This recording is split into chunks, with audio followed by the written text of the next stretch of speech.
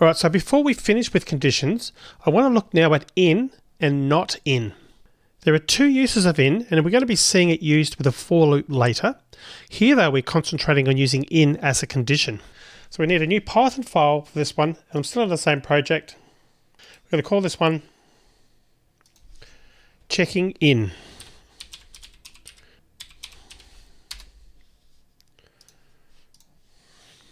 So in is used in sequences, and we'll make much more use of it when we come to look at lists in a later section in the course. One sequence that we have used though is a string, a sequence of characters. So let's type in some code. Parrot is equal to Norwegian blue. Line 3 letter equals input parentheses, double quotes, enter a character. Colon and a space there. Line 5, if letter in parrot, colon, print, parentheses, double quotes, left to right curly braces in the double quotes is in, left to right curly braces, double quote, dot format, parentheses, letter, comma parrot, and two right parentheses. Then on the next line, else colon, on the line after that, print, parentheses, and in double quotes, I don't need that letter. So we'll run that program. I can start by entering the letter A when asked for a character here. A is in Norwegian blue.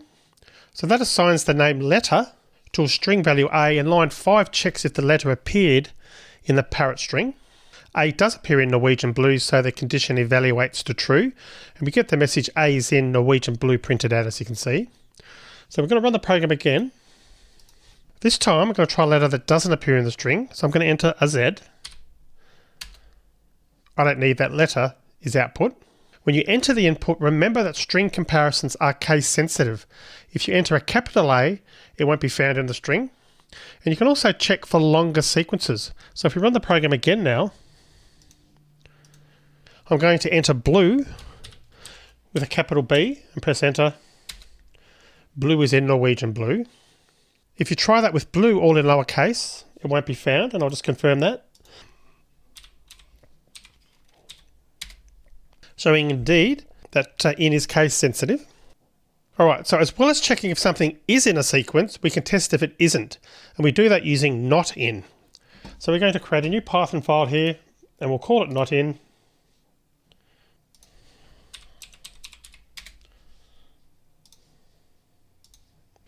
And I start by typing activity is equal to, and in double quote, input, parentheses, and in double quotes, what would you like to do today?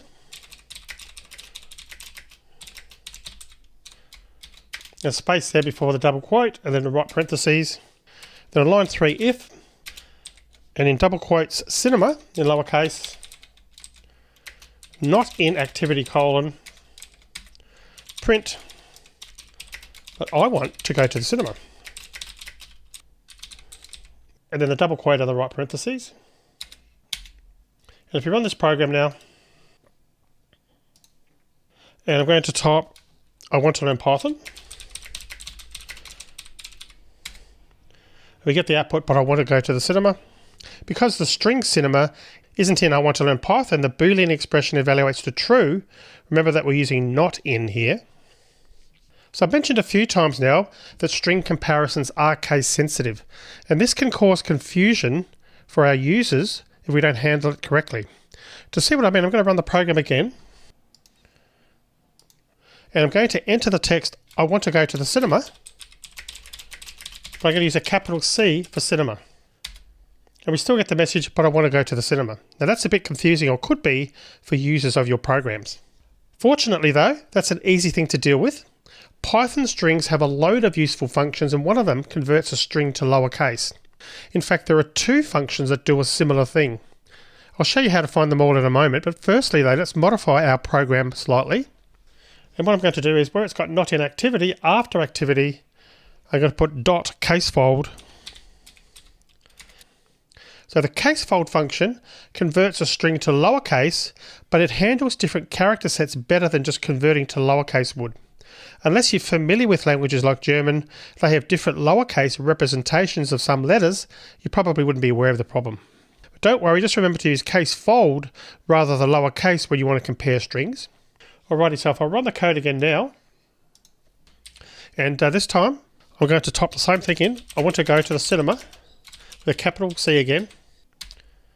We don't get that confusing message anymore because the match has now clearly worked using case fold.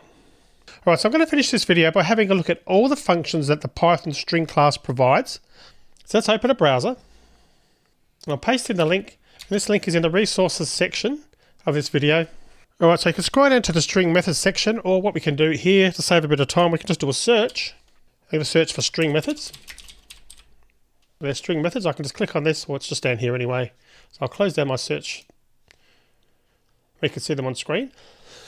So this is an alphabetical list of all the methods that the string class provides. You can see there that case fold is the second one there. And you can read a description there of what it actually does. Now I wouldn't suggest trying to memorize all these methods, but it is worth spending some time reading about them. When you need to do something such as checking if a string contains only digits, for example, you'll remember that there's a method to do that. You won't remember what it's called unless you've used it a few times, but you'll know where to go to find it. We'll be using quite a few of these methods through the course, so you'll get a lot of practice at using them.